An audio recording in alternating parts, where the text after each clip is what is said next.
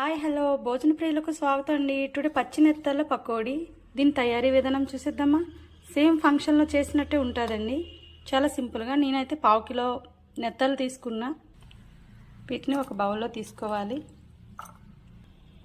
1 cup cornflour, తగినంత కారం, కాస్త పసుపు,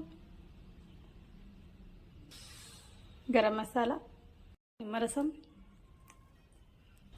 వీటిని బాగా కలిపేసుకోవాలి. డీప్ ఫ్రై కోసం ఆయిల్ పెట్టుకున్నా, హీట్ అవుతుందండి. కలిపి పెట్టుకున్న నెత్తల్ని వేసుకోవాలి. వన్ బై వన్ వేసుకోవాలి. ఇలా వేయించుకోవాలి. నేనైతే ఫుడ్ కలర్స్ ఏం వాడలేదండి. అల్లం వెల్లుల్లి పేస్ట్ కూడా అవసరం లేదు. మనం గరం మసాలా వేసుకున్నాను కదా, వేయించుకున్నాను. తీసుకోవాలి ఇలా.